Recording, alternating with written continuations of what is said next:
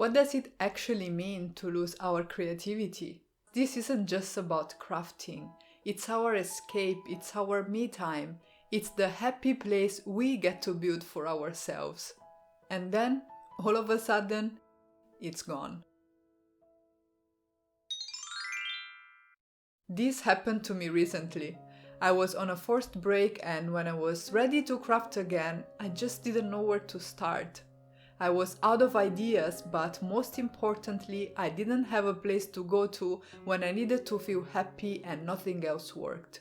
I needed to do something to get it back. The first thing is to start from a clean slate. All this mess needs to go. A cluttered space doesn't help with creativity, and cleaning your craft space is like taking care of it. You will start reconnecting with the space, you will get in touch with your supplies again. Even just the simple act of touching them and looking at them may be sufficient to ignite that spark again. Come on, it's time to get back in your tin. Hey, hands off! I can go there by myself. If only.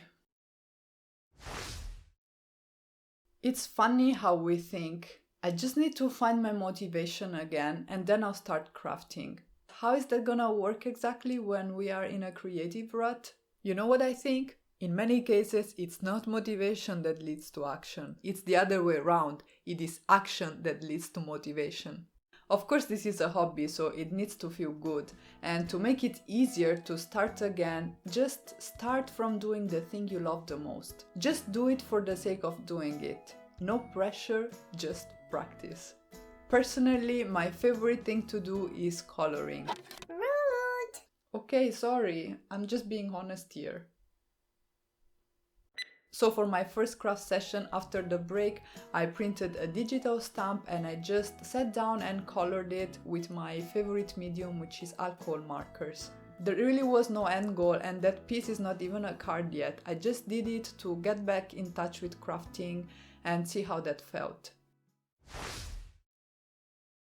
If there is one common denominator in my life, is that I overdo things and then I burn out. And that's not a good strategy.